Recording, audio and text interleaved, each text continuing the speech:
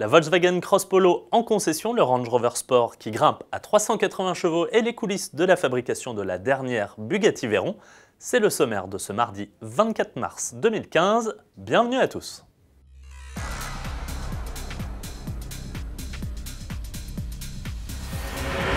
Mais pour commencer, parlons un peu du Twizy, le quadricycle électrique de Renault, qui ouvrait déjà sa conduite dès 16 ans. Pour la version Twizy 45, sera désormais accessible encore plus jeune. En effet, avec l'harmonisation des permis de conduire mise en place par l'Union européenne, la France vient d'adapter sa réglementation concernant les quadricycles légers.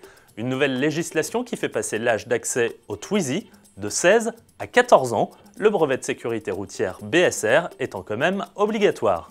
Alternative sécurisante au scooter qui plaira aux parents, et puis c'est quand même classe d'arriver au collège en Twizy. Sans transition, on passe chez Volkswagen qui vient de détailler les équipements et le tarif de sa nouvelle Cross Polo. Faisant suite au restylage en 2014 de la Polo, la citadine au look de baroudeuse de la gamme se refait une beauté.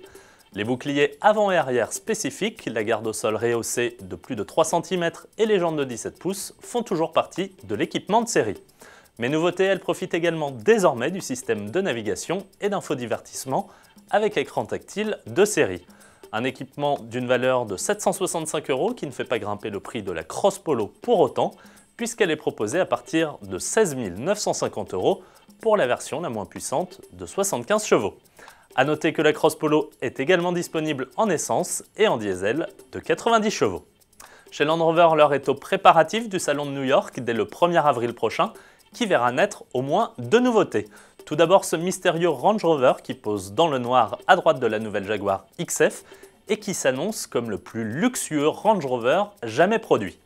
De son côté, le Range Rover Sport accueillera la nouvelle version HST, dont voici la première photo, et qui sous sa tenue de sport spécifique fait grimper la puissance du V6 3 litres à 380 chevaux. De quoi réduire l'écart avec le surpuissant Range Rover Sport SVR de 550 chevaux. Commercialisé aux USA, en Chine ou encore au Moyen-Orient, le nouveau Range Sport HST n'a pas encore été annoncé pour chez nous. Chose promise, chose due, pour terminer direction le château Saint-Jean de Molsheim en Alsace. C'est là-bas, ou du moins dans les ateliers ultramodernes adjacents, que Bugatti a assemblé les 450 exemplaires de la supercar la plus fascinante au monde, la Veyron.